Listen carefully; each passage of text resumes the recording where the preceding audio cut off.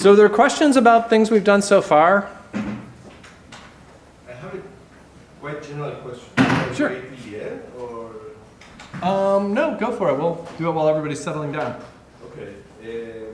So I wrote a bunch of CDF and PDF for distributions that are very specific to cognitive science. Right. And not to the general.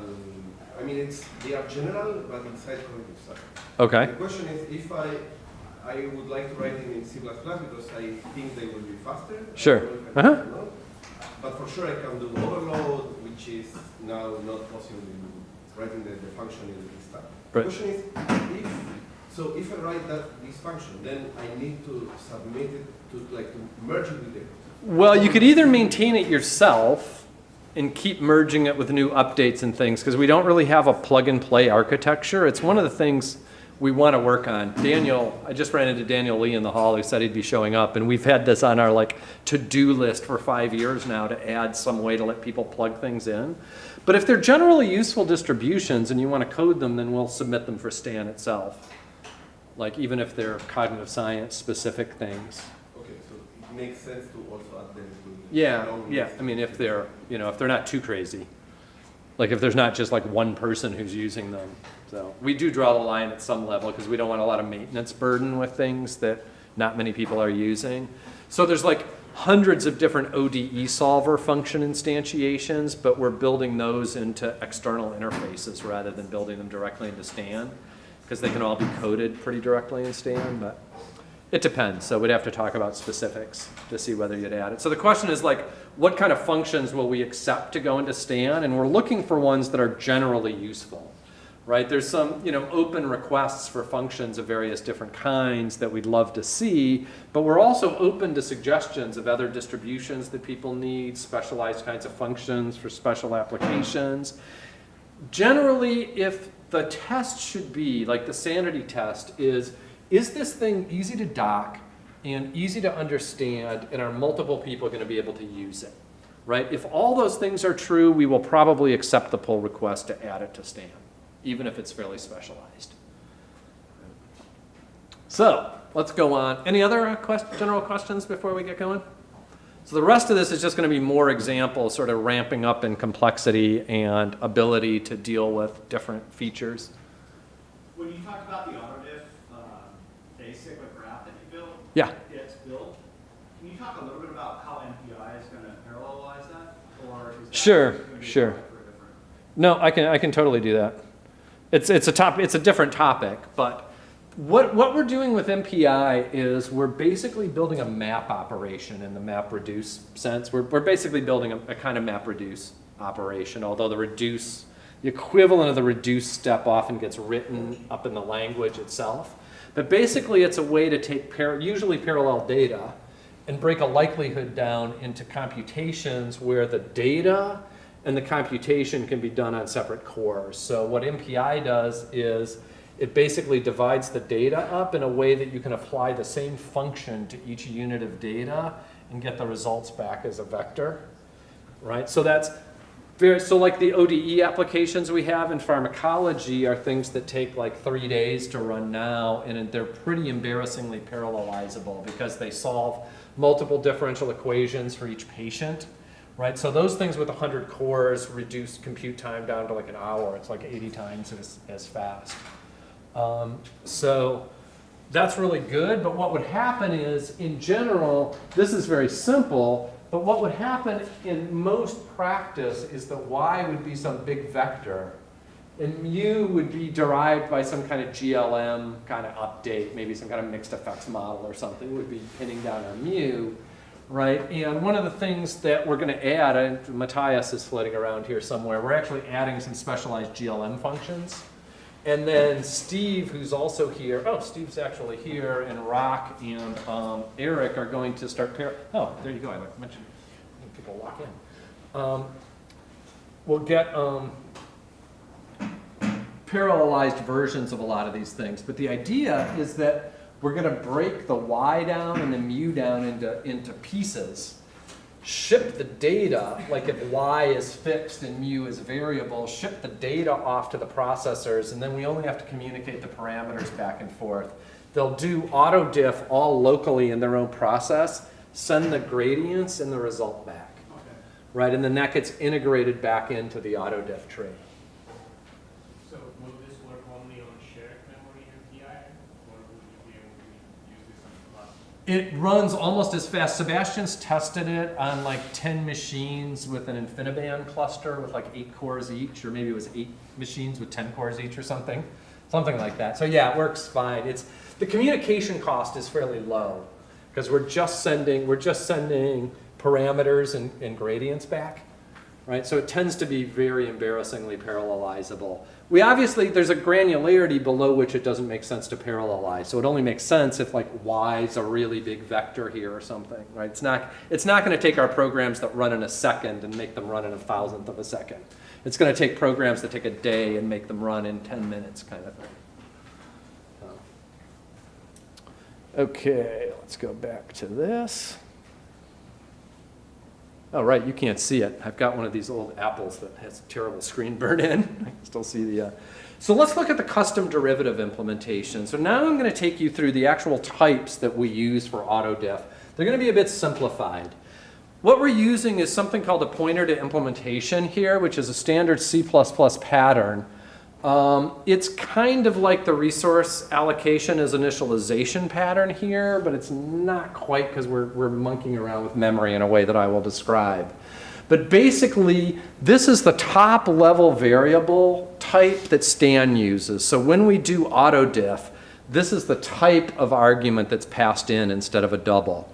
And all this var type is a pointer to a variable implementation, right? And what that means is that the values in the adjoint, so if we want a var and we want to take the values and adjoints of it, we have to delegate that to the implementation, right? The nice thing is there's no virtual methods here. This is not a virtual class. That means that because of the C++ memory guarantees that a var will be exactly the same size as a pointer. So if we're using 8-byte pointers, this var structure will be 8 bytes and it'll be efficiently copyable as a primitive, right, inside of C++. Right, so this is a common implementation pattern that's hard in a language like Java where you get like extra overhead in all your structures like this, or at least you used to. I don't know what's happened in recent Java. So that's going to be 8 bytes on most systems, efficient to copy.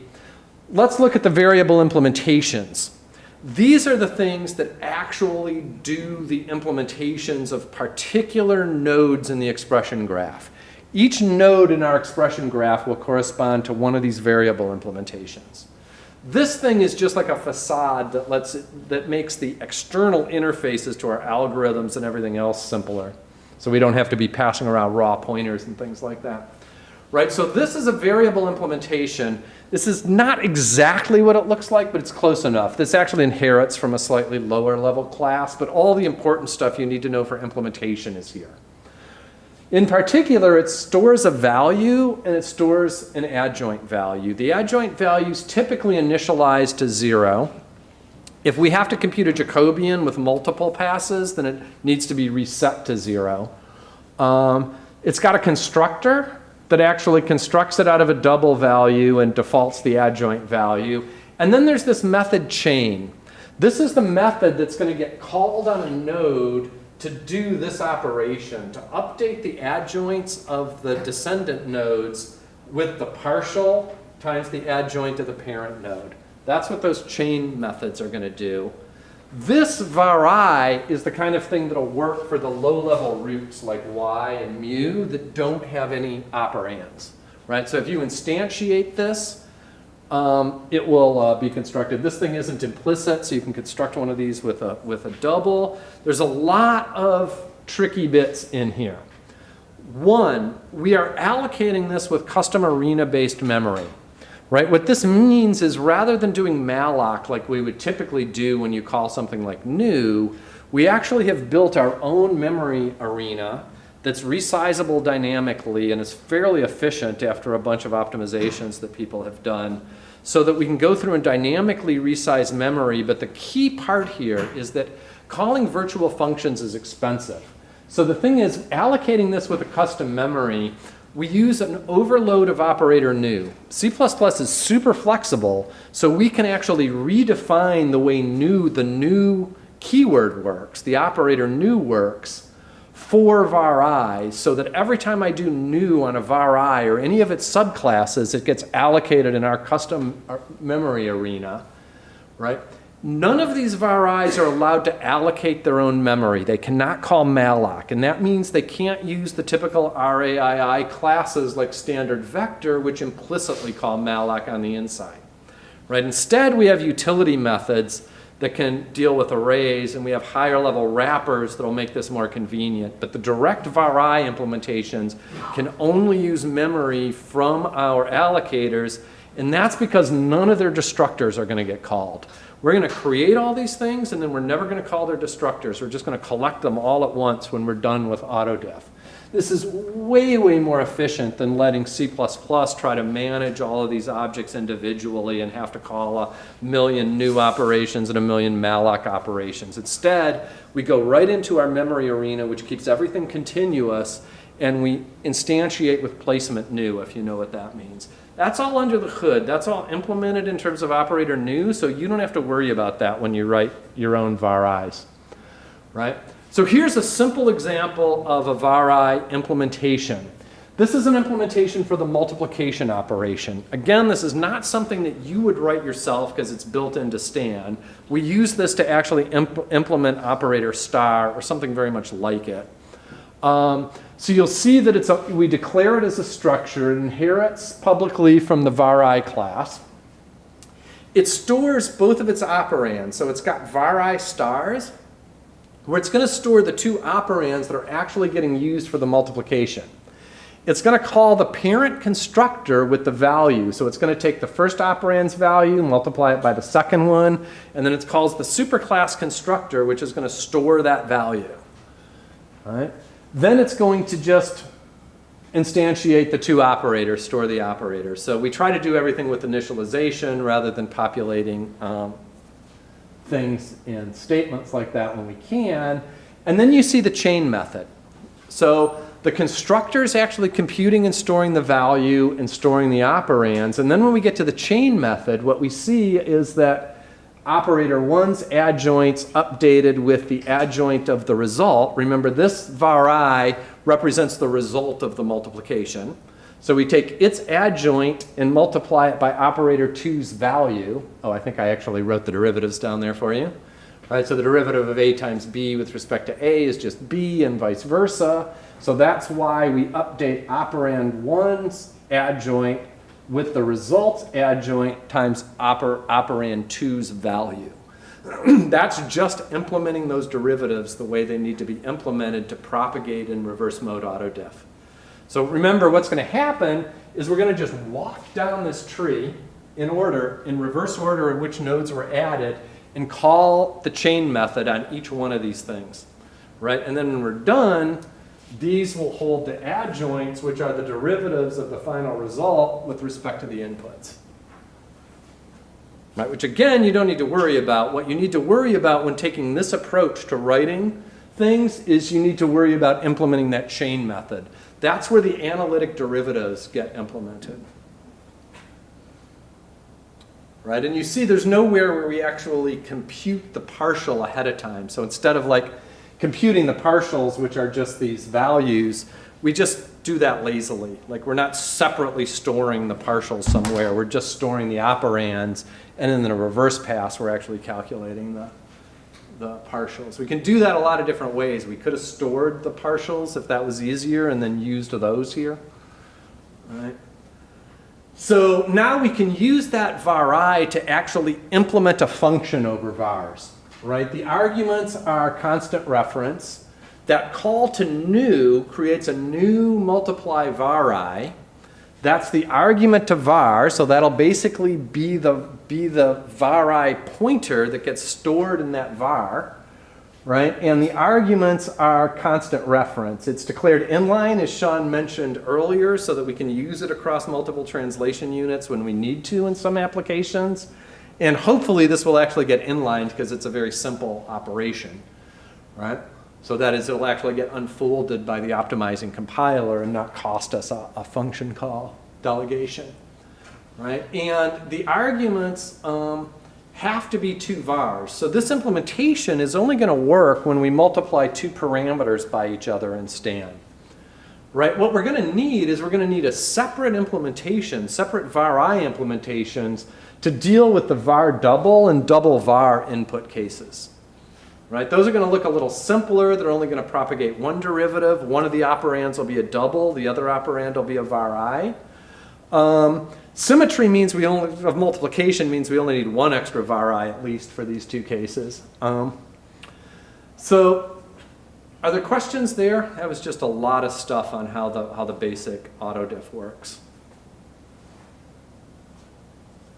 So let's look at how Stan's multiplication operator is actually implemented. This is the variable case for the actual, this I actually went into Stan's code to find this. Did I give you the path I hope for that? Yeah, there, it's there if you want to go look at it yourself. Doesn't include all the includes in the namespace. It's all in the Stan namespace, and there's a gazillion includes. But basically it's doing the same thing, but it's inheriting from a convenient superclass we have. We have the superclass opvv var-i that just takes 2 variable operands and stores them. So you don't have to write that in every one of these functions. Right? It's a class, so these things are public, but the member variables that are actually stored in that opvv are protected. The constructor does the same thing as before. It basically stores the operands. Then we actually have a test here. This is a little more complicated. We go through for coherence and make sure if either of the values is not a number, all the derivatives get propagated as not a number. Right? So this is done with a hint to the assembler. This thing that says unlikely around that condition tells the branch prediction code in the assembler to favor the else clause here because we're saying it's unlikely that this condition is going to be true. So this causes the assembler to say, hey, make this my optimistic branch rather than trying to do branch prediction. We do this a lot in our low-level memory implementation. It can add like 10% to the speed of something like this. Sorry, I'm trying to wrap my head around this. So now we are talking about just doubles here. Well, no, these are both autodiff variable inputs. Okay. So there's a lot of template stuff that you're not showing. Where? No, I don't think, no, there's not really any more templating stuff going on here. There's no template classes or anything. This is it. There's really no, I mean, this is literally the class copied out of Stan. There's no missing templates or anything. I didn't cut any of the code out. Okay, but the multiplication operators at the bottom are then they are ADL takes care of that they are the correct ones. Well, no, that actually comes in up here when you have this implementation here. So this is the implementation that takes var arguments. So if you actually pass a var argument into this function multiply, argument dependent lookup will bring in this definition of it. Because this will all be in the Stan math namespace. Like the vars are now that. No, the vars are never doubles. The vars are always pointers to var-i's. Which are doubles. No. Sorry, did you miss the earlier slides here? Maybe if you have the presentation, you might want to go back and scan through this.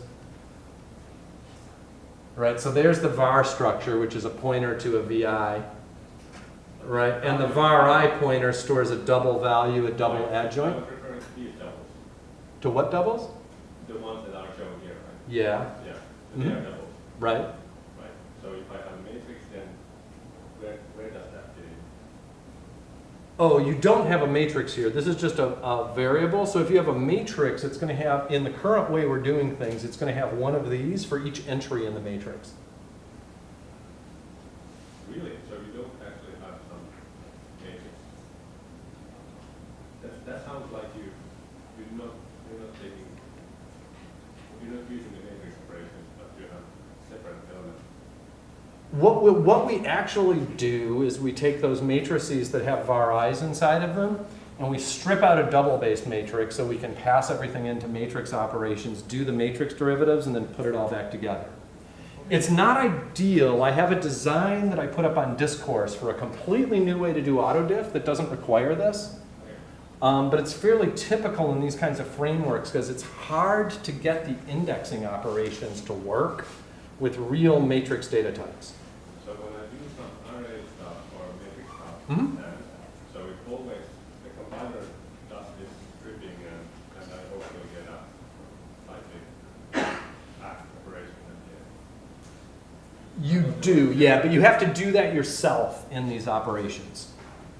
Right, you have to do that unpacking and packing in these matrix operations now. Right, it's a huge pain to implement, which is one of the things that's nice about the adjoint Jacobian approach that, that Ben Bales just wrote, because we can use that to sort of automate a lot of the boilerplate that we currently need. This, I'm not trying to get as far as matrices though today. There's another whole layer of complication there. So anything we see here is conditioned on that we're only using doubles. When you show this function, I'm thinking about how do I implement this so that it gets vectorized.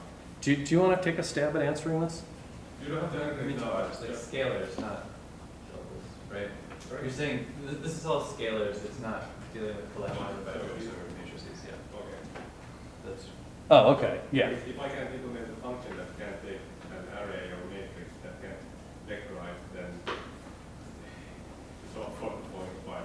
It's what? No, I mean, I won't get any of the benefits then. the, Usually when I try Stancon, I usually try to vectorize that scalar. Yeah. Yeah, so I use matrices and arrays. Right. I almost Yeah. never use scale. Okay. so, yeah, so I think this part will talk about how to do vectorization, but there are a lot of examples in the standard repo that require knowing this stuff. Right. Yeah, I will get to how we vectorize density statements Okay, good. right at the end, but I won't really get to how we do like Cholesky factorization and things like that, which is more efficient than you might think, but not as efficient as it could be if we rewrote our whole autodiff package. Yeah, right. I just wanted to check that it's conditioned on the double. It's conditioned on scalars. It's not conditioned on doubles. So it's varis. But then it's for double. In the end, it was Okay. double. Sure. Let's take this offline because I think we're not like quite communicating terminologically here. And I don't really want to dive in for the next half hour into matrix operations, but I'm happy to talk to you after this about how all the matrix stuff works. So this was the implementation of vari. So this was how the actual multiplication operator in Stan itself worked. Now we're going to move on to doing the normal distribution.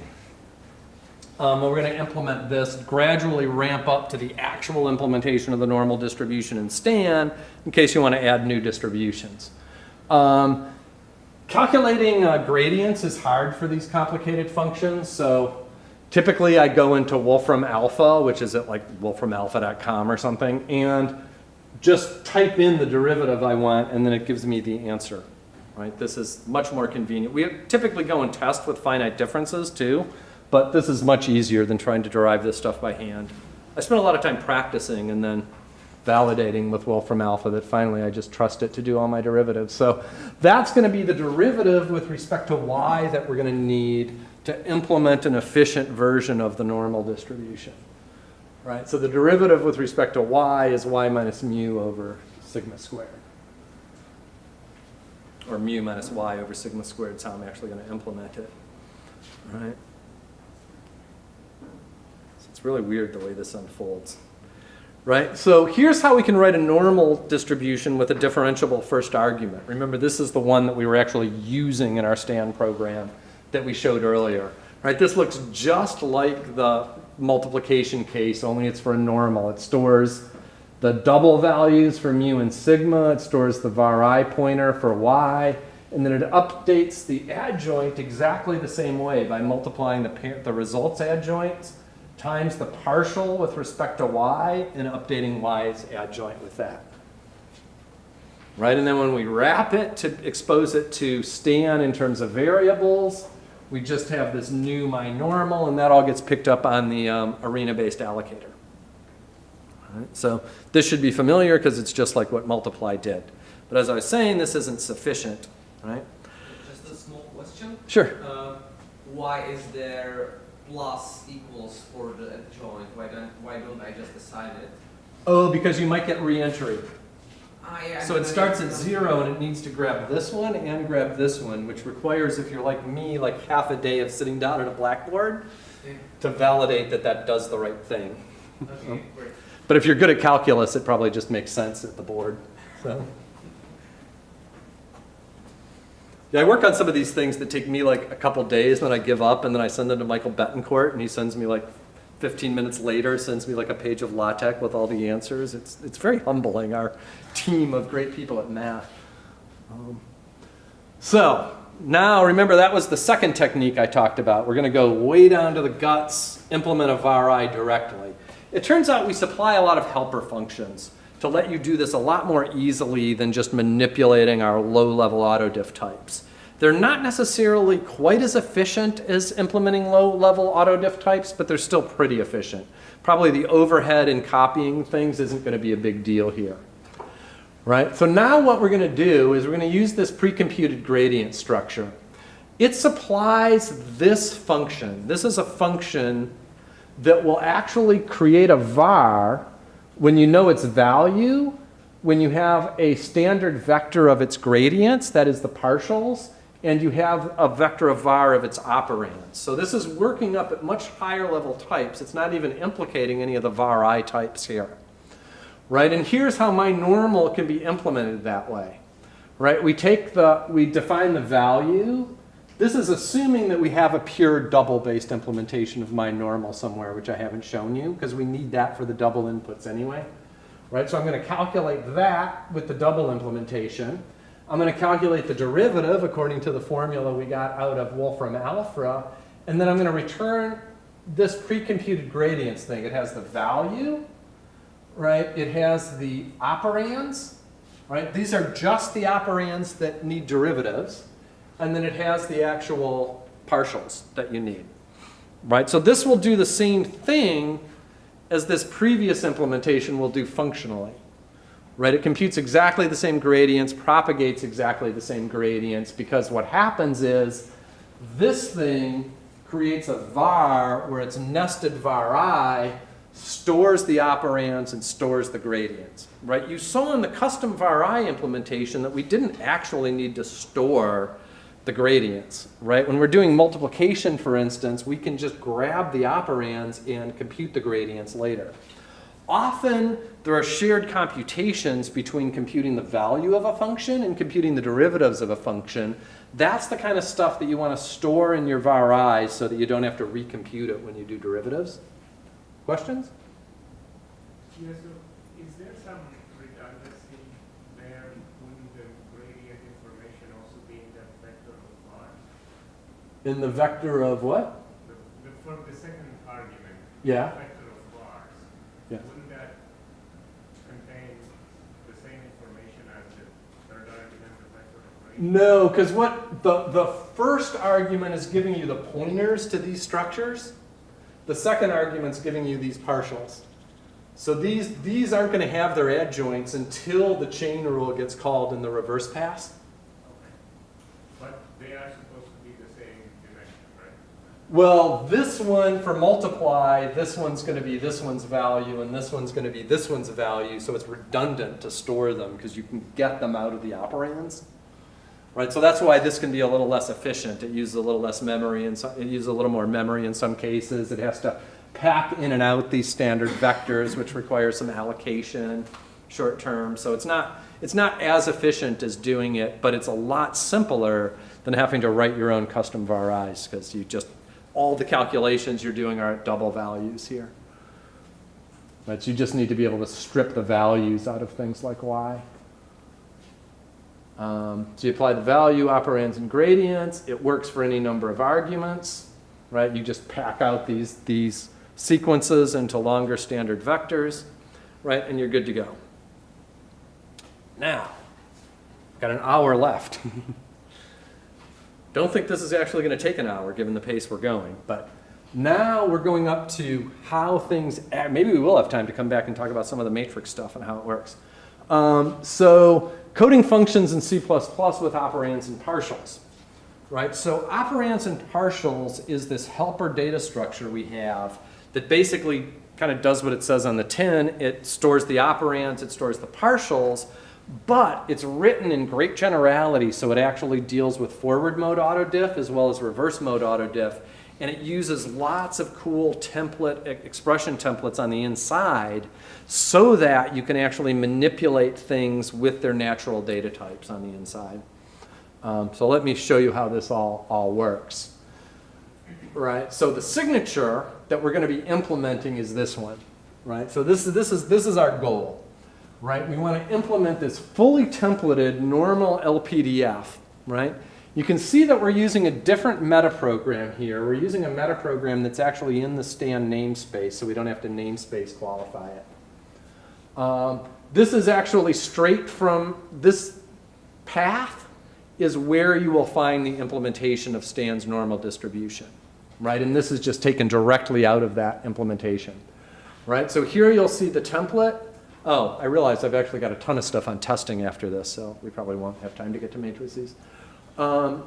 So normal LPDF, this is the signature. That return type, right, is a type traits metaprogram. That just means that what it does is it calculates a type, right? You see that : type, that returns a type def from the return type structure. It extracts the scalar types from ty, tloc, and tscale. So what's going to happen with this implementation, if you're familiar with Stan, is that y, mu, and sigma, any one of those can be any one of integer, double, var, forward var, right? All of our forward mode autodiff types, plus any one-dimensional container, meaning one-dimensional array, row vector, and vector. So there's a whole bunch of possibilities for how these y's are instantiated, but the return type is always a single scalar, right? So it's going to delegate after it extracts that. So it's going to use another metaprogram to extract the scalar types out of ty, which might be like standard vector of something else, and it extracts the underlying scalar type, and then it delegates to boost promote args to find the final result. Yeah. What do you need to include in order to get this return type? You can go, I don't think I've pasted all the returns, but if you look at that file, there's like that many includes for all of this stuff. There's a lot of includes to get it all. Yeah, but I was just wondering which one of those are relevant to return type. Oh, well, just return type. We've basically broken all of our structs down into single type, so there'll just be a return type include for return type. But there'll be a bunch of other includes that are necessary for this as well, because we're gonna throw down a ton of different template metaprograms, expression templates, and stuff as we go along here, right? So there's a lot of stuff that needs to get included, plus all the underlying log and all that stuff as well. So that's just calculating the return type, right? But the idea is that those are going to be instantiatable any old way.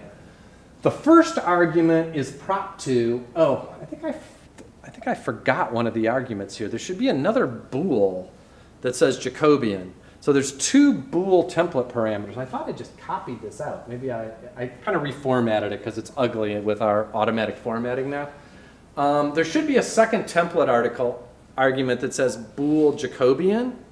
The first template parameter, prop2, if that's set to true, the evaluation is going to drop all the constant terms out. It's going to automatically just figure out what the constants are and drop them out of the calculation. The Jacobian term, the Jacobian Boolean parameter is going to... Daniel, you want to jump in here? There's no Jacobian on these. They're only the Jacobians on the transformation functions. Oh, that's why they're not controlled. Okay, got it. Yeah, so that's a much higher level. So you don't need to worry about the Jacobian. So no, I didn't make a mistake copying it. So prop2 is just going to control whether to drop terms or not, and that's going to show up later. The rest of the template types there are for the argument types, which can be scalars or one-dimensional containers of either primitive or autodiff types. Now, I'm going to tell you what our documentation is supposed to look like. It turns out our documentation for normal isn't quite up to my standards, but I rewrote it so it would be. So the first line of the documentation should just be a description of the argument and what it returns if it has a return type. So this returns the log of the normal density, and it says what that actually is. It's going to be the sum of the log densities for each of the broadcasted arguments in here. Right, so that's basically, when you write a function in Stan, you have to document it. We don't accept pull requests for things that aren't documented, but it's not like a heavy amount of documentation. We want to document the API well enough so that somebody looking at it can tell what it does and tell how to instantiate it. Right? This doesn't have to include things about how it's implemented. It doesn't have to include things about how it gets, in fact, it shouldn't include things about how it's implemented unless there's some hint that somebody absolutely needs to know about some edge case or something. And it shouldn't be talking about how it's used otherwise. It should be a self-contained definition of what this function actually does. And we're using this system called Doxygen, which requires the formatting to kind of look like this. Right? It uses HTML. It has a lot of markup. There's really good doc for it. Then we're going to document each of the template parameters. Right? So that's going to be the scalar type of these aren't necessarily scalar types. I wrote that doc wrong. That shouldn't be scalar type. That should be the container or scalar type.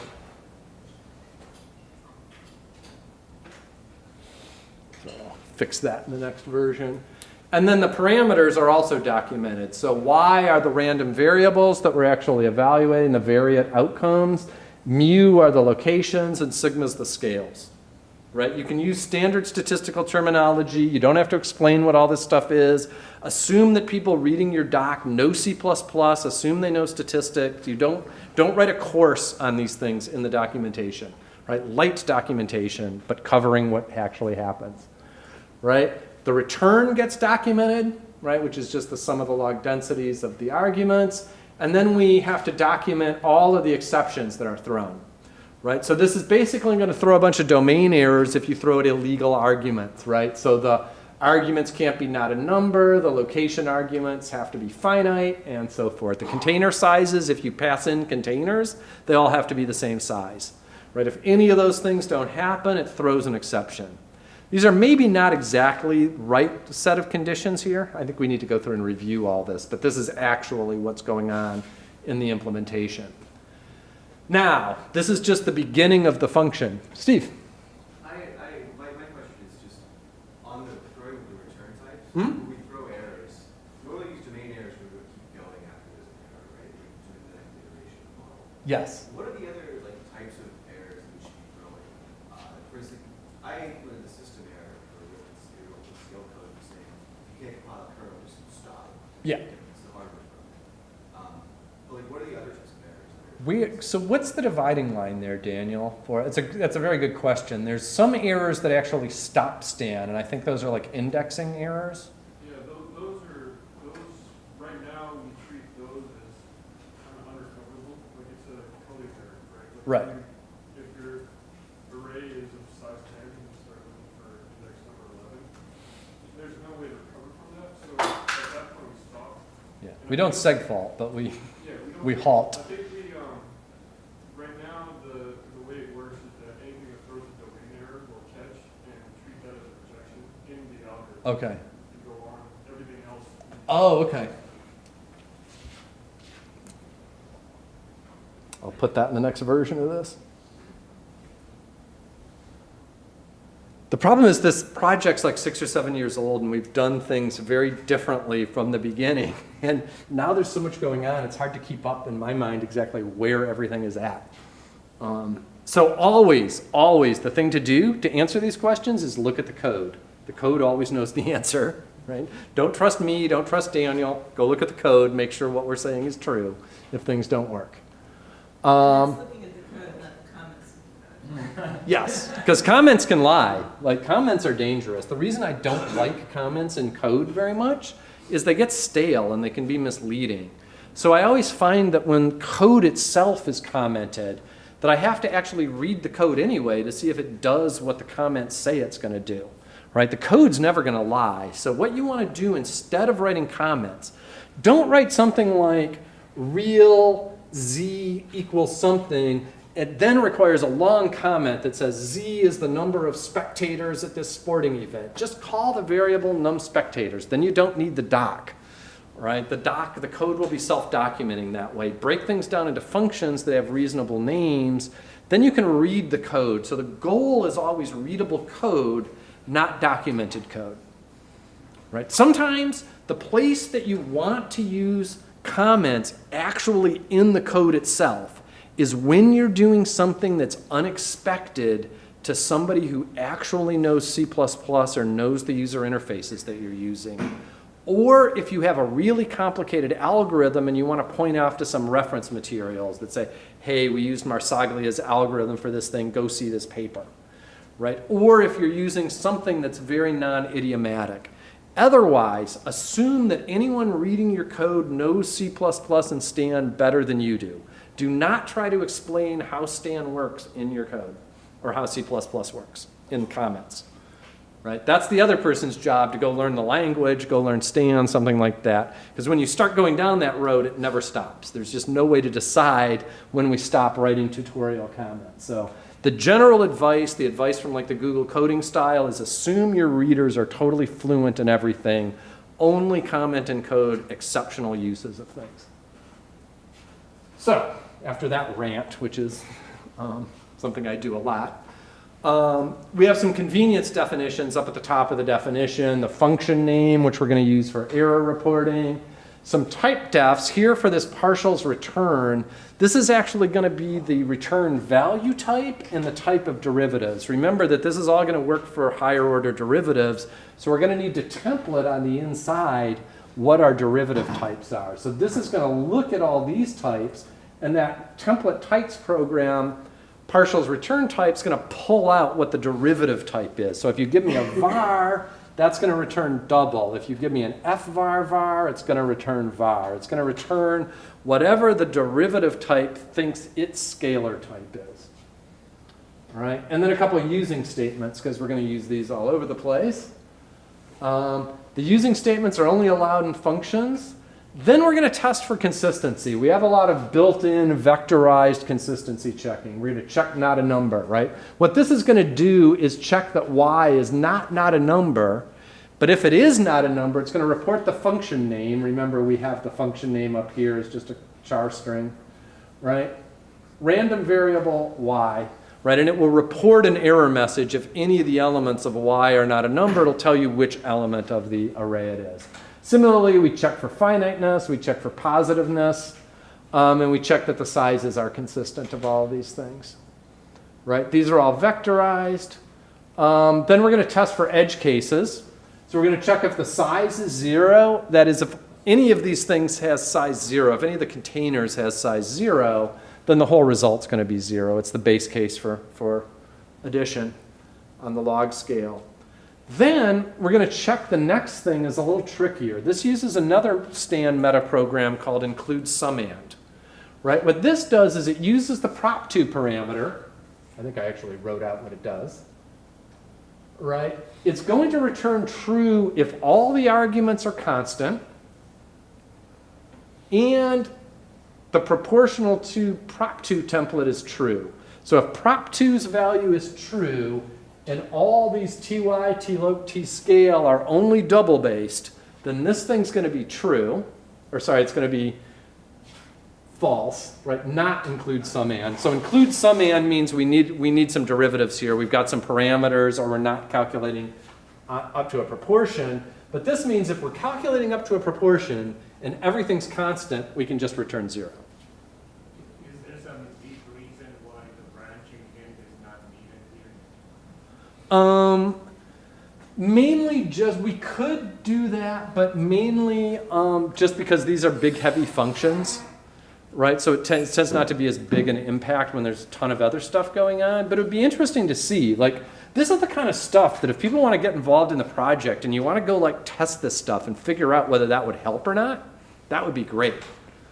Right? So like we would love to know these kinds of things, but we're doing lots of these kinds of tests inside like the check sizes and all that stuff. So it's probably not going to make that much of a difference because there's a lot of conditionals that are implicit in all of these functions. So these are going to have like conditionals for every one of the, every one of the entries. So it's probably not going to make that much of a difference.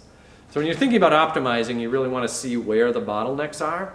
Largely, we're using a lot of intuition here. It's really hard to profile code under optimizers and actually see what's really happening, because the optimizer sort of gets in and the instrumentation of the profiler gets in and tends to distort the results you're getting. So we tend to need to do our own instrumentation. We're not quite micro benchmark because those are too tricky with things getting compiled, like something in between to check whether we really get efficiency gains. Okay, now we're going to actually construct the operands and partials type. This is basically a builder pattern, right, in the C++ sense. Like what a builder pattern does is it basically constructs an object, lets you modify that object by setting things on it, and then when you're done, it has a way to extract the final value you want. Right? This is a pattern that's often used for initialization, so you can make things constant, for instance. Here we just use it because we want to be able to operate on this thing, and then when we're done, we need the right autodiff type when everything comes out. Right? So operands and partials is going to get, the class is going to get instantiated with template parameters for all the arguments, y, mu, and sigma. We could make this simpler with some kind of factory pattern, but it's not that bad as it is. Right? This again follows an RAII pattern. All the allocation just happens. You don't need to worry about any memory for this. It just sits on the stack and deals with itself the right way.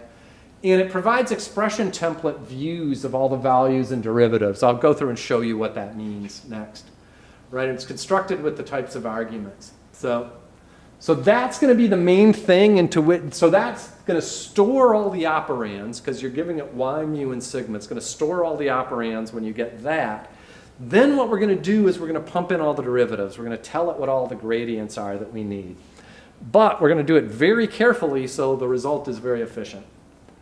So the first thing we're going to do, and we did this in many stages, like Daniel and I were building up all of this stuff, and we started with very crude implementations, and then basically Andrew wouldn't let us do the first release until it was faster than bugs on the rats example, which is like a really easy to fit, really conjugate model that took us like another 3 or 4 months of vectorization, which led to a lot of this code in order to be faster than the simplest bugs example. Right? We really built Stan to be fast for hard problems, not to necessarily be super fast for small problems and easy problems, but we've also got the compilation overhead, which kind of makes us not so useful for quick, very quick iterations. So what we're going to do, this is a standard template programming pattern in C++. We're going to provide expression template views of variables. That is, what we're going to do is we're going to wrap a class around something. And that class is going to provide an interface that lets us use a heterogeneous type of things as if they were uniform. In particular, what's going to happen here with scalar sequence view is it's going to provide expression template views which provide broadcasting. So broadcasting is the technical term for what happens when you're vectorizing and you have a scalar and a vector, and you need to copy that scalar basically to the same length as the vector. We're not actually going to do those copies. Instead, we're going to use the really clever C++ technique of expression templates. Expression templates are one of the reasons why C++ has the only other decent matrix library than Fortran. Right? There's only 2 decent matrix libraries. There's like Eigen in C++, and then there's like BLAS and LAPACK in Fortran. Right? Those are like great matrix libraries, but there's not a good matrix library in C and Java written in these languages. All these other languages just import one of the other things, like TensorFlow imports Eigen, R imports LAPACK, Python imports LAPACK, right? Only 2 good matrix implementations out there right now.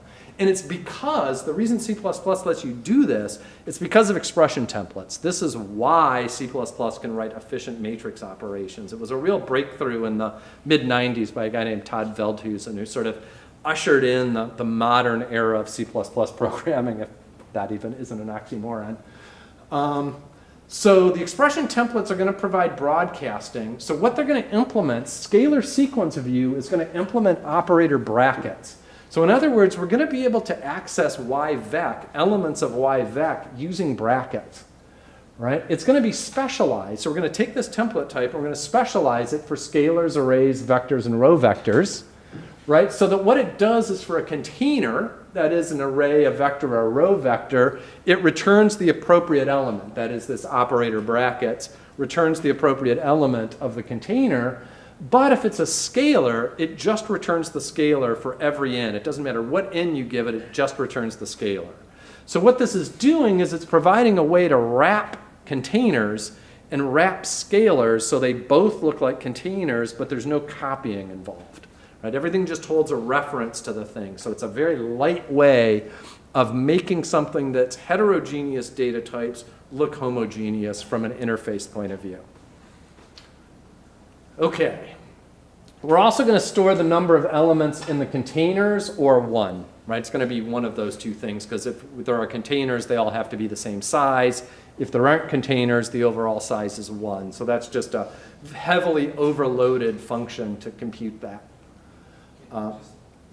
So this means that if I wanted to vectorize also over matrices for some reasons, Yeah. then I just would like need to extend the scalar sec view, Yeah. and I would get vectorization over matrices. I think it already is extended to matrices. I think it actually works for matrices already. We just don't want to implement normal that way, right? We thought it would be too confusing to have like a row vector, a matrix, and have to like broadcast the rows or broadcast the columns. So we just eliminated that. We had long discussions about whether we should, but in other cases, I think we are using scalar sequence views for those. If not, it would be an easy extension inside of here.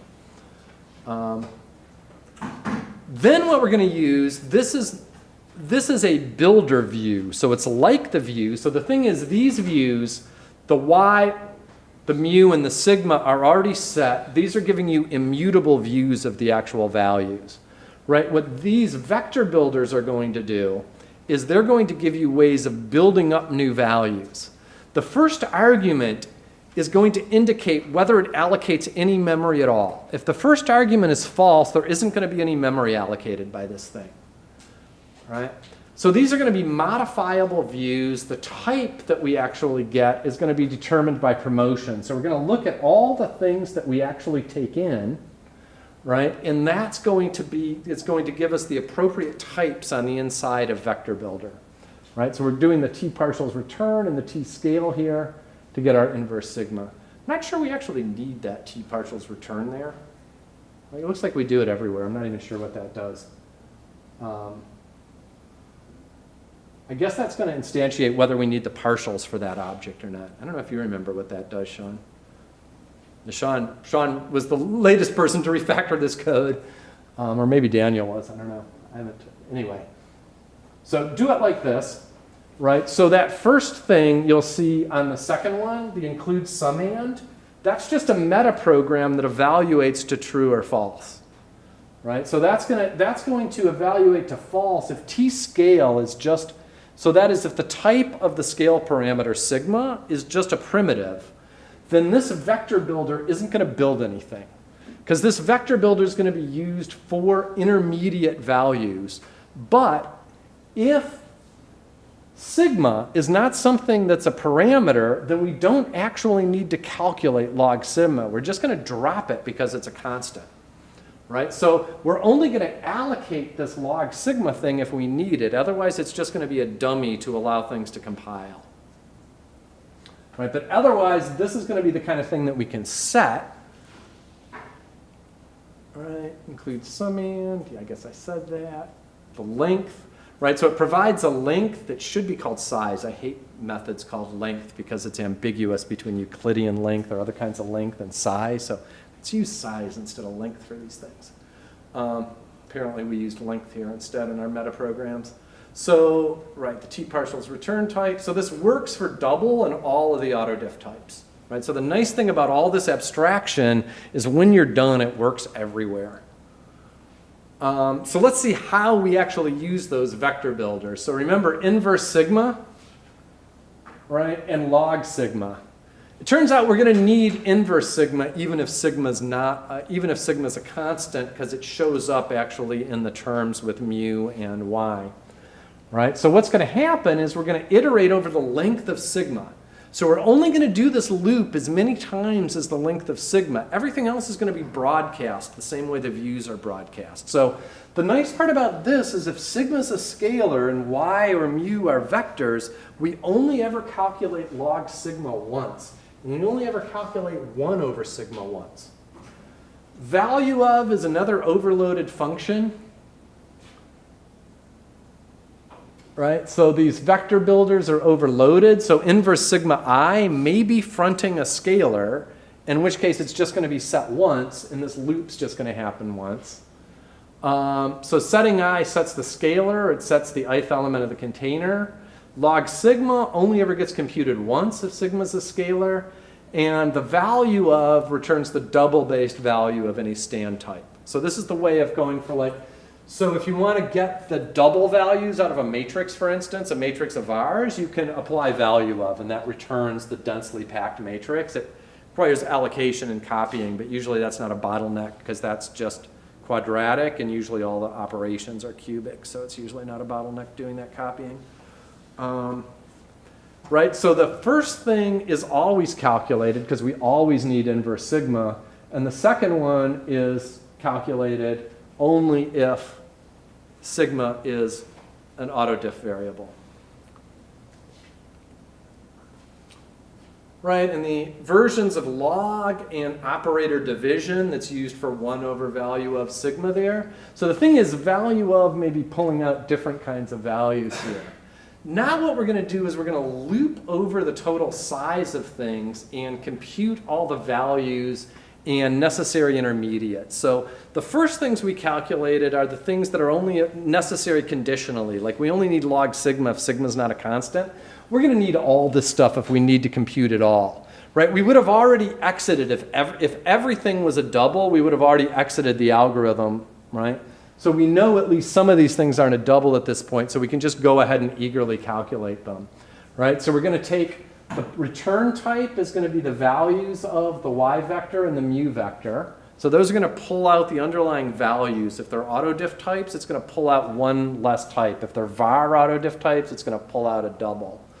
And then we only do the computations once and then reuse them, right? So it's really important in writing this code that you don't recompute, in basically any code, that you don't recompute shared subexpressions. So what we're doing, and the thing is we can't rely on the compiler to necessarily do this because these are going to be instantiated with complicated autodiff types. So we want to make sure that this y minus mu over sigma only gets calculated once, right? So we only calculate that thing once. And remember, inverse sigma only gets calculated once if sigma is a scalar, and then it's going to get reused here because inverse sigma is one of these views that we have.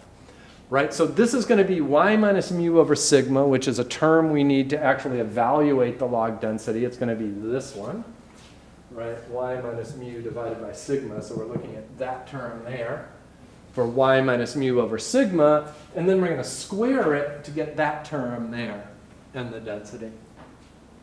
Right? But we reuse this y minus mu over sigma because if we were to repeat that, the compiler's not clever enough to figure out our autodiff types can all be unfolded, and it would duplicate work. Rather than creating one of these shared objects on the autodiff stack, it would create 2 different copies of it. Right? So it's important in your Stan code as well as in your C++ code to not recompute. It seems like you guys probably went through a lot of iterations to find out how to break these individual pieces out. Is that a valid statement to make? I mean, I think it's pretty obvious once you look at it. Right, that's why I wrote the derivatives. I wrote the terms the way I did and showed that there's a constant term, there's one that just involves sigma, and there's one that involves y, mu, and sigma. So it's usually pretty easy when you look at the log density. It's a bunch of terms, and you just need to look at which parameters are involved in each term, and look at things that are scalars versus not, and either, and wrap them up the right way. So usually it's pretty easy to tell by inspection. I don't think we ever had a problem with that.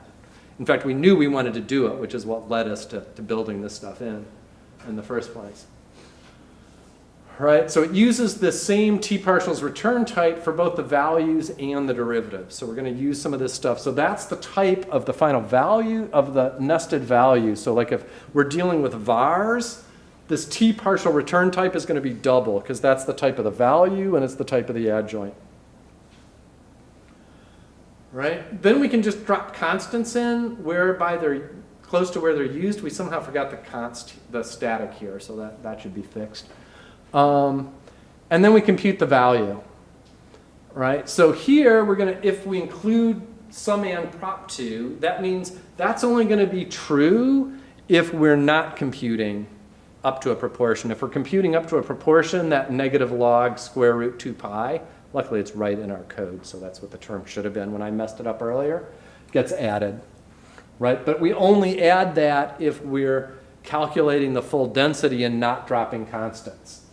Then we minus equal log sigma, but again, we only do that if the scale parameter is not constant. Otherwise, we just drop that term, and then we have that negative half times y minus mu over sigma squared that we calculated before, which we pretty much always include. We really didn't need that if, because if that if is false, we would have exited out of the function earlier. So this is actually computing the value. So log p is the thing that we're actually allocated much earlier, and we're now incrementing it with the value. Right? We initialized it to 0 way up at the top, and now we're incrementing it with all the terms. So these are the 3 terms that were broken down when you wrote the density down. Right? Yep. Okay. I guess I said all that. I'm still not getting used to the way this reveal works here. I guess I should just go through these. Okay. So now we're going to calculate the partial derivatives, right, of everything. Because remember, we need to calculate the value, so that's what we just did. Now we're going to calculate all these partials, and we're going to use the nice facilities in operands and partials to let us do that all with very natural types. Right? So we have, again, this t partials return. This is our scale diff. Inverse sigma times y minus mu over sigma. That's going to show up in the derivatives for the scale term. We've got the if not constant structure ty, right? We're going to take this minus equal the scale difference. So again, it's going to be all minus equal and plus equal operations because it's going to get initialized to 0, but you might be adding to the partials because the partials might consist of a bunch of terms. So they're mutable, and the way to access them with is plus equal and minus equal. So we're saying that the partials for edge 1, which is our first argument, so edge 1 corresponds to y, so we had y, mu, and sigma. That's the name inside of operands and partials. It grabs the partial structure and lets you, again, it gives you a view of those partials that you can update. Right? So that's just going to be that scale difference. The derivative with respect to the location parameter is just negative the derivative. You could jump it into Wolfram alpha, but it's also easy to see by inspection. And then there's a complicated derivative with respect to the scale parameter, if we need that, that gets updated in operands and partials. That's it, though. Now we do the build and return, right? And it knows what to do. So this build method takes as argument the final value that you computed and knows how to return the appropriate autodiff type. It's all specialized so that if the whole thing's double, it just returns a double. If it's var based, it's going to return a var. If it's higher order autodiff based, it's going to return one of the higher order autodiff types. Right? So this is the flip side of the builder pattern. So the builder patterns always look like allocate, modify. So the modifications to the builders are here. You see the operands and partials. Here's the log p, but the operands and partials are the things that are modifying the builder pattern. We constructed the operands and partials with the operands, and then we go through and update with the partials. We drop that all out, and then we're done. All right. So this is, again, calculated by a metaprogram in here. You can see what the type is. Everything's declared inside the stand namespace. You need a bunch of includes.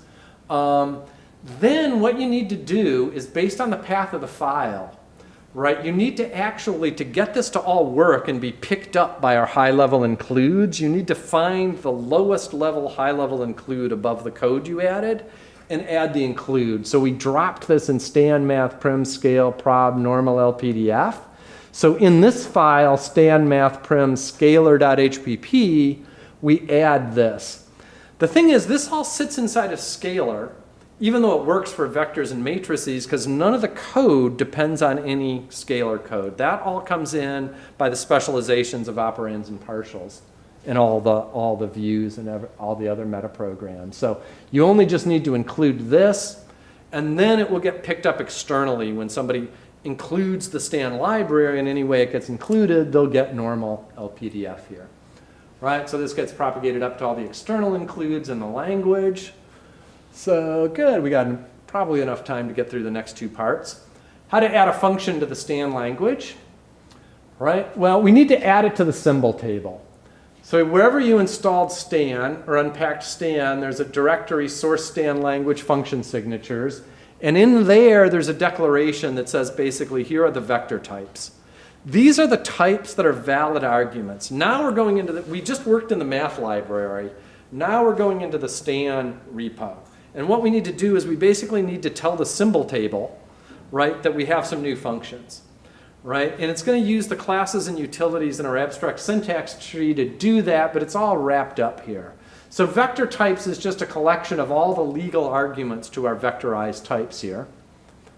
And it uses the AST types, and other types that you may need for functions can be constructed out of the pieces in ways that you can see here. And you can see in this function signatures is very easy to understand and copy the patterns that you see. So what we need here is we need to loop over all those vector types, because any of our arguments, right, the y, the mu, and the sigma can be any of those vector types. So this is basically adding like 125 type specifications for the different ways that our vectorized normal can be instantiated. So we just go through the loop. This will all be easier with C++11. I just showed you the way well, I cheated over here, but this should be for each loops.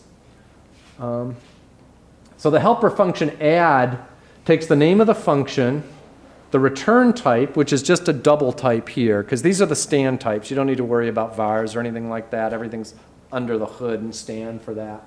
This is just the equivalent of real. And then the argument types for I, J, and K. So that's going to be the Y type, the mu type, and the sigma type, which can be any of these vectors.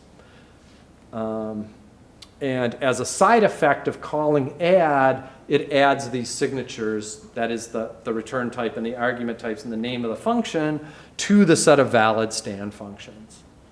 Right? Other than testing, that's all that you need to do to add a function to Stan. That's how our density functions are built. And following that pattern, you can add a new density function. The other thing is, like a fun project, if you thought you understood that or want to dive in and make sure you do, there's a bunch of densities we have written where we weren't particularly careful about only having one value of like log sigma and things like that. So there's some cleanup that needs to be done to speed up a bunch of our existing distributions. There's an issue for that. So testing, everybody's favorite part. I saved it for last, hoping that we would run out of time, but no. It's actually very important. Before you can submit a pull request, we require testing. So we require the doc, we require the implementation, we require testing. So it must be unit tested. Every function added to the language has to be instantiated in the Stan model. So we want to actually test that it will work end to end. If you try to use this new function in the Stan model, it will actually be able to compile. We used to have lots of problems where that wouldn't happen. For all the possible signatures, like there's 125 signatures for this, so I'm not going to do normal LPDF as an example here because there's like 125 lines. It's all boilerplate, but it's a pain. Instead, I just picked an arbitrary function. The two-argument arctangent had clean tests that I could show you. So ATN2 is a built-in C++ library function because you don't want to divide. You can get a lot of loss of precision in that division. Where doing arctangent with the arguments separately, you can be much more precise. A lot of cases of functions like this in Stan, and a lot of opportunity to add more functions like this, because by breaking apart the arguments, you can make things a lot more arithmetically stable. So another example of this is like log 1p. All it does is evaluate log 1 plus x, but when x is really tiny, 1 plus x rounds off to 1, whereas log 1px, when x is really tiny, can return the right value. So you see a lot of these kinds of compound functions that are added either for efficiency or for arithmetic stability, or often for both in the Stan context. This is just a convenient example. The structure is simple, like multiply. But the thing is, we've built multiply into our higher order framework test, where I'm going to just show you a direct test of a function like multiply. Then I'll show you how we actually test the, well, I probably won't. I think I just have pointers to how we test the distributions. So here's what the unit tests look like. So Sean gave you the outline of what this is going to look like. We're importing the big reverse scalar HPP, which means we're bringing in basically all the scalar autodiff stuff, right? But we won't, so we'll bring in basically this, and this, right? Because it's reverse scalar, so it'll bring in all those types, but it won't bring in forward mixed array or matrix stuff. Just some stuff, just some utilities to help us with the tests. And this is a reverse mode unit test. This is where you'll actually find this in the Stan code. The name has to end in test CPP underscore test.cpp in order to be picked up by the test harness. Not exactly sure if the underscore is necessary. And includes the top level header and some utilities for testing, which I already said.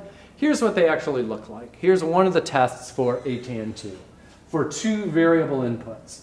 Right, we've got utilities, avar, things like that. These are utilities that are defined up at the top. That's an autodiff variable, so you just don't have to type stan :math, : var, right? And then we're going to evaluate. So we set the values A, B, we calculate the A tangent, and we calculate that that's equal to the double value. So that ATN2 1.2 3.9, that's calling the library version of this. That's calling the double version. Again, this all depends on argument dependent lookup. First ATN2 will call the Stan math version. Second one will just call the standard library version. Then we create a vector out of A and B. We create a vector for the return, and now we create a gradient of x with respect to g. Right? So what we're doing is we're taking f as our result, we're computing the gradient with respect to a and b, and we're returning the result as a standard vector. And we're just checking what the results are. We had analytic results for what those derivatives should be, so that's testing that the derivative, so the thing on the left is the value you're expecting, and the thing on the right is what we got. Right? So that G0 holds the derivative with respect to A of f, and G1 holds the derivative of f with respect to b. We know what those values are, and we test them explicitly. Right? So we need to do this, though, for the double var and the var double instantiations. Remember, I only showed you the var instantiations of this stuff. Right, so we also have a little test framework here that tests all the not a number behaviors. So you just basically create a little embedded functor, and it goes through and tests all the arguments that they do the right thing, but they propagate not a number in the right way. Just copy this if you have a function, or you can go read how that template type actually works. So we have that test not a number utility that takes in that functor. Right, so this ATN2 is just defining that functor and then throwing it into that test. Right, so it's defining an instance of it. Right, and then there's a final test, some stuff that Daniel added later to make sure we don't have memory leaks. So we basically take a couple arguments and we test them in a bunch of different ways, instantiating with variables, double vars, var double. And these tests are just going to make sure that these things don't leak variable instantiations on the stack, which we've run into bugs with before. Then we can run the unit tests. So we run the tests same way Sean had them down. We just have the path to the test, and it'll show it. Actually, I elided a lot of stuff in the middle here. There'll be a huge spew of make if you haven't made everything first, and there's a lot of extra reports that I chopped out. But what you're looking for is it saying passed on the bottom. Then you know it's actually working. Right, unit testing the distributions is a lot trickier. There's a testing framework built into, it's actually easier in some ways.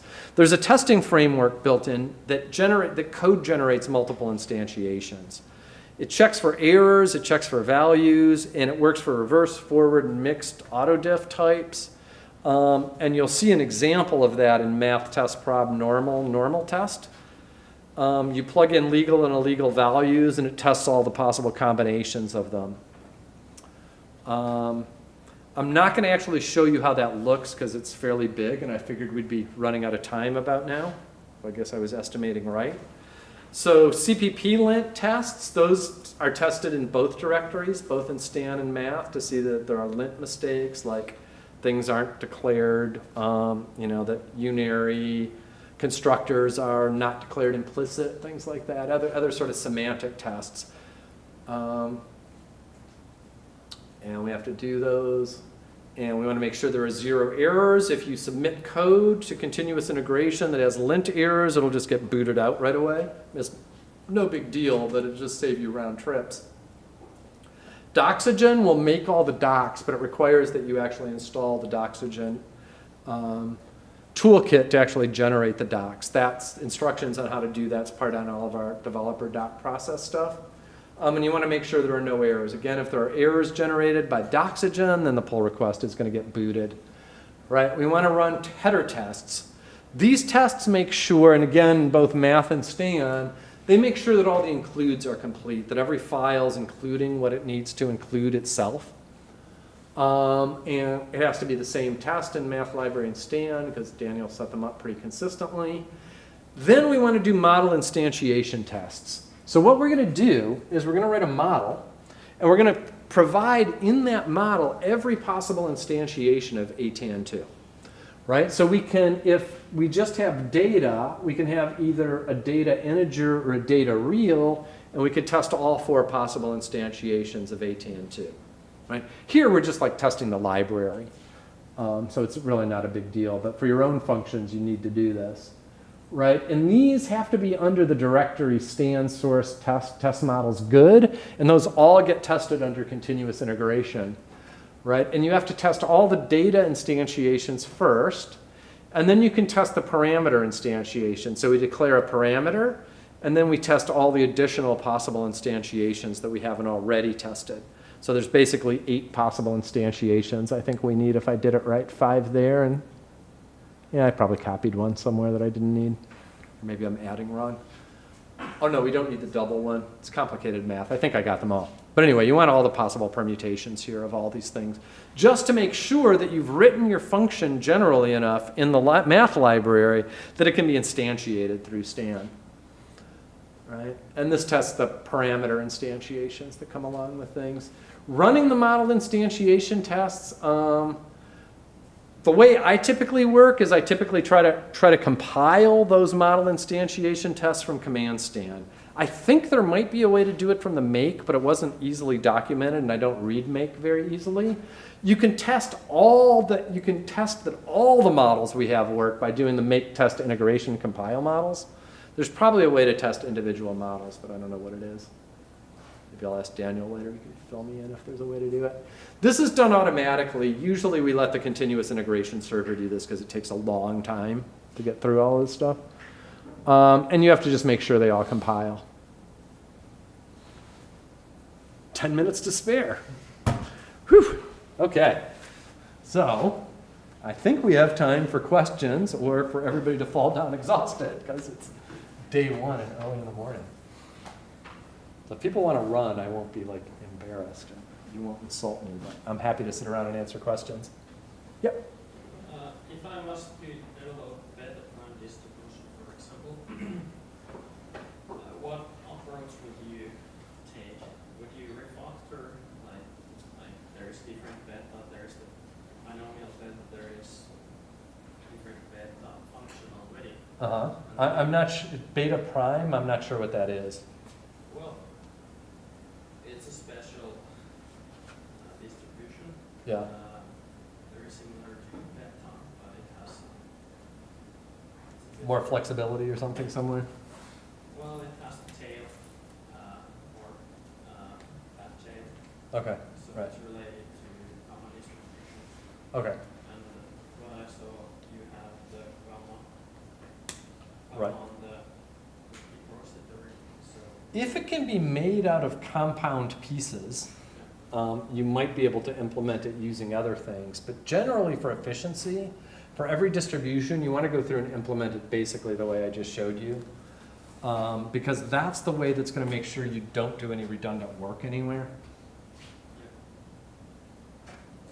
so And it makes sure it's implemented for all the vectorization things, which is trying to do that directly is pretty much impossible because there's hundreds of instantiations. Yeah, because there's like multiple ways of implementing it. Mhm. But then again, you would like reuse the core parts. Yeah, it would be nice, but when you actually look at this, it's not actually that much code. It was really hard to explain, but like the normal's really only like that much code. It's not like a huge pile of code. And there's not many places in there where there's opportunities for reusability because of all the templating that goes on with sub-expressions. So maybe you could reuse some code. It would be interesting if somebody could figure out, like maybe we could have some utilities that were reusable. You can certainly reuse all the math functions and the library functions and things like that inside. So you definitely don't want to write the beta function yourself or something like that. Yeah, the one approach was to reuse the beta function. Or like it's a bit dirty, you copy it, refactor it, you add the terms again. That's what I would recommend. Yeah, I think if you do that, you'll find there's very little opportunity for sharing code among those things. But if you do try it and figure out there is a way to share code, we'd like to hear about it. Because basically, we've just implemented each one completely independently. Like the inverse gamma and gamma don't share any code. Right, the beta and the beta, like we just implemented a beta with a mean total count parameterization. Right, which is what we actually tend to use, but that didn't just, we could have just had it delegate to the other beta, but that would be inefficient because it has a bunch of arithmetic operations and you can actually, make the gamma functions easier because you've already got the sum and things like that. So we tend to try to implement everything directly just to avoid the extra overhead of having to do the auto-diff arithmetic and then delegate. But that's certainly a valid way to do it. So one of the things we also tend to do is get things working and tested, even if they're not the most efficient way to implement it, and then worry about efficiency later, right? We really want to get the stuff working much more than we want to have it be maximally efficient, right? Which is why it's possible to even start with like a purely templated version of this that just delegates to other things. Yeah. You mentioned these functions like log1p, for instance, which exist for efficiency reasons. Mm-hmm. Well, not for efficiency, but for arithmetic stability. Right, okay. I just wondered, has there been any or much thought put into getting the parser to pick up when these should sort of be substituted in? Or? I think that's a question for Sean. Sorry, what? I just wondered if there'd been much thought put into getting the parser to pick up when these functions like log1p should go in instead of the more obvious solution for those that haven't, are not fully familiar with every possible function. Yes. Yes. Sean's been bugging us to do this ever since day one. He's like, why aren't we doing like people optimizations in the AST? The reason we don't do that a lot is our AST structure is really awkward. It's it's like uses variant types. It's all tied into the boost spirit chi thing. So it uses variant types everywhere. Whenever there's a grammar rule that says it can be this or this or this, or like a statement, it can be like an ODE solver, it can be a function call, it can be a literal, right? All those things get represented as variant types, as boost variant types in C++, which is like insanely clever, like the rest of boost. It gives you runtime type checking on all these variants. It's super efficient. But it is a pain in the ass to write because what you have to do if you want to write a function that operates on type A or B and produces a C is you need to write a function that operates on A and a function that operates on B, and it's all got to be in this functor, this very specific functor form with like headers, and it requires a huge amount of code duplication to do that. So we'd like to figure out how to do all that stuff better. Is that get easier with lambdas? No, it's the variant type thing that's a problem. Because you need to actually give it a functor. And a lambda doesn't convert to it. Well, you need it needs to be a functor with a method for each one of the types. So it actually, each one of those could be defined with a lambda, but like it's not. There's some slick things you can do in 17. So where you can like make a bunch of little lambdas and smush them together into a visitor. Oh, cool. Okay, that might make it easier for us if we get up to there. But I think we're going to change the way we do this to just use S expressions specifically to make these kinds of optimizations a lot easier. There's a lot of things we'd like to do like that. Yeah. If you're interested, I'm often playing around with different ideas for writing the compiler differently. And we're sometimes talking with Matthias and I guess Alan and Maria and Bob. So shoot me an email and add you to the thread or something. Yeah, we just kicked off the Stan3 project. We're going to completely rewrite the parser and actually update the language. There's sort of a partial spec in Maria Goranova's master's thesis on SlickStan, and we've sort of been working on the specs on discourse for that. So the ball's in Matthias's court, who we just hired, who's our programming language theory person, to make sure all the proofs in Maria's system sort of work for what we're going to do. But then we're going to roll out a whole new language that'll be like. But I think work can be done earlier than waiting on Matthias for that. Yes, absolutely. Because it will be mostly backwards compatible, maybe entirely. So, Yeah. we just need to write a new Stan2 compiler or whatever we choose. So I'm messing with that. Yeah. And we're like playing around with doing it in OCaml rather than doing it in C++. So we'll have like a real simple pattern matching language with like all the nice features that people who like programming languages like, including me. Once Sean figures out the portability issues, then we'll be sold and pull the trigger on this. But anyway, are there other questions? Yeah.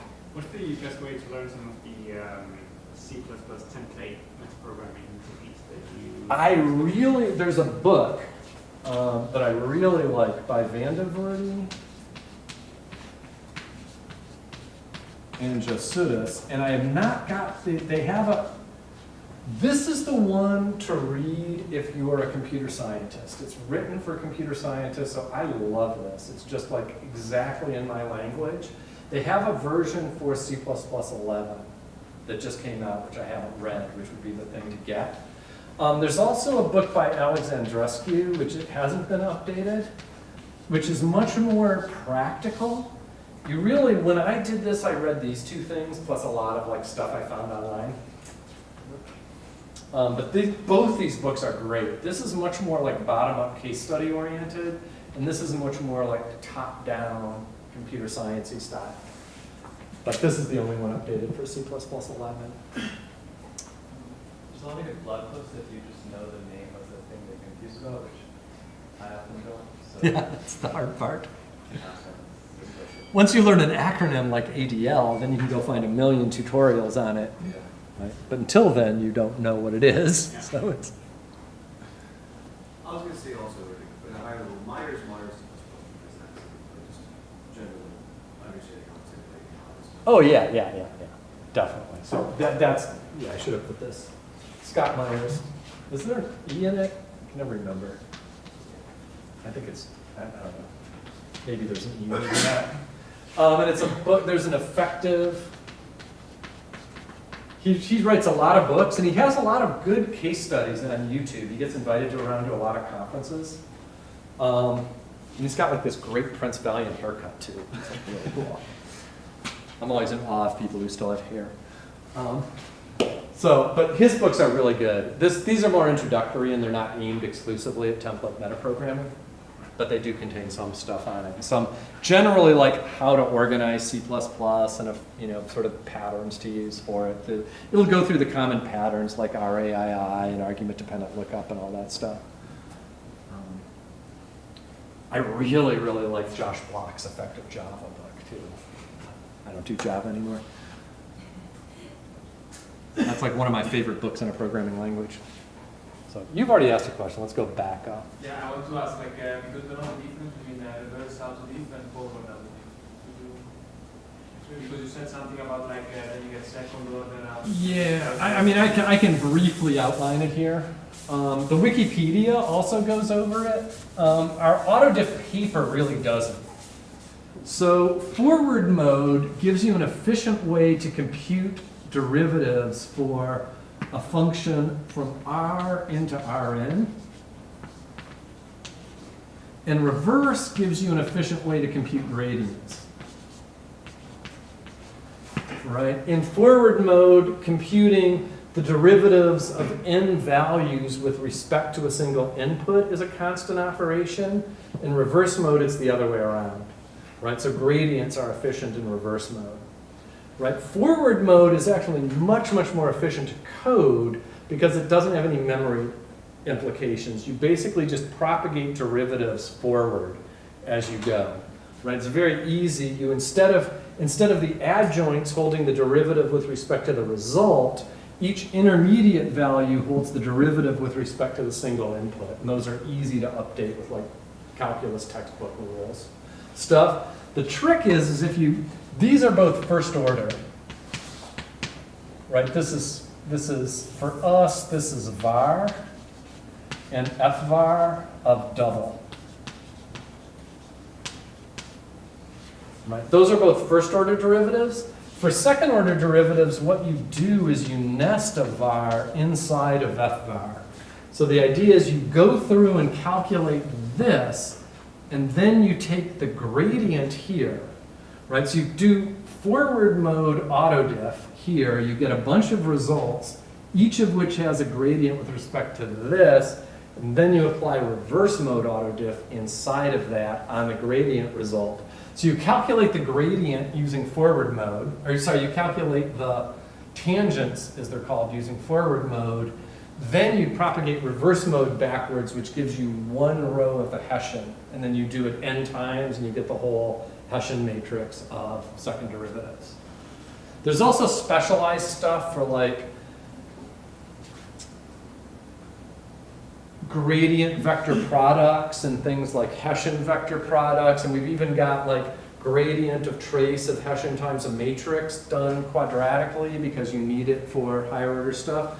The way to go through and see how all this stuff works in Stan is we have a bunch of directories called functor, and those hold functions in them like gradient. So if you find like a grade, just do a find gradient.hpp. There's two implementations of it, one using forward double and one using var, right? And there's also Hessian.hpp, and those will show you the basic calling patterns for doing all of this, right? And we tend to use these functionals, which I haven't told you about, which take a functor as an argument and then return the derivatives with respect to that functor. When you go up to our algorithms, everything's abstracted away from this like low-level detail stuff. So sorry, that's a very quick sketch, but like it's like a couple of lectures to get through forward and reverse mode autodiff properly. The Wikipedia articles are very good at it now, though. Is it lunchtime? Yes. So there's an announcement. If you need a receipt for the tutorials, there's a piece of paper that's right-handed me that you can put your name and email on, and they'll email you one. Does anyone want this? No. Cool. I think somebody was nodding yes. Can you raise your hand? Okay, thanks. Yeah. Well, you can just leave it up here and like people Oh, yeah. can sign it if they want when they. It's here. Yeah, feel free to leave if people. I said I'd stick around and keep answering questions, but please, if you want to go to lunch, go to lunch. So I'm like, I don't know what. Does anybody know what the lunch plans are? No. Okay, I guess we'll go out and find. Feel free to like. I'm going to be here the rest of the. I'm going to be performing all week. Feel free to ask questions later.